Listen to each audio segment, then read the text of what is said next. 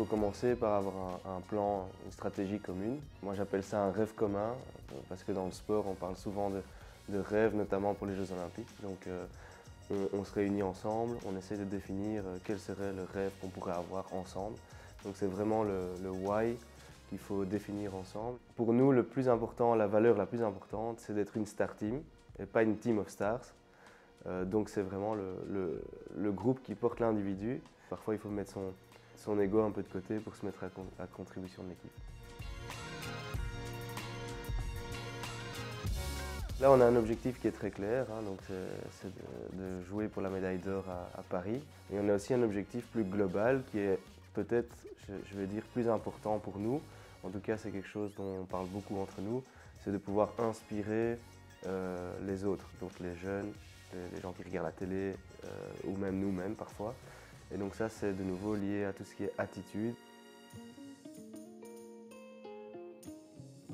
Oui, donc on est arrivé en 2015 dans une situation où on s'est rendu compte que tout ce qu'on faisait au niveau du sport, du hockey, était pas suffisant. Donc en fait on s'entraînait autant que les autres, aussi dur. On avait des joueurs qui étaient parmi les meilleurs du monde. On n'arrivait pas à battre les meilleures équipes.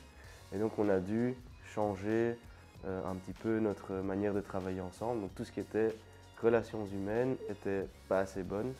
Et donc on a créé une culture d'équipe, on a créé un état d'esprit où vraiment on a mis l'équipe en avant par rapport aux individus. Et là tout a changé. Et donc pour pouvoir arriver à ça, on a fait énormément de choses. On a changé l'environnement de travail. On s'est rendu compte qu'on était dans un environnement qui n'était pas bon. Les gens arrivaient à l'entraînement, ils s'entraînaient, ils repartaient. Donc il n'y avait pas d'interaction entre nous. Donc on a mis beaucoup d'énergie là-dedans. Les règles sont mises en place toutes seules, de la bonne manière. Donc on a maintenant vraiment un contrôle, un social control, un contrôle social entre nous. Par exemple, pour nous c'est évident d'arriver 30 minutes avant l'entraînement, repartir 30 minutes après. Voilà, c'est devenu une culture d'équipe plus que des règles. Tout le monde a le droit de donner son avis. On fait ça dans un cercle de confiance de nouveau. Et on essaie de toujours prendre des décisions communes. Et donc voilà, c'est toujours discuter ensemble, il y a un débat, etc.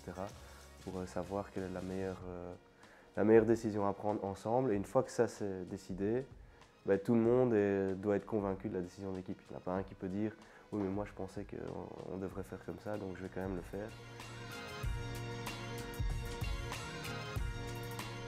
Ouais, en avion, non. En fait, je pense qu'on ira vraiment en train, mais on n'a pas encore la décision maintenant, mais je pense qu'on ira en train.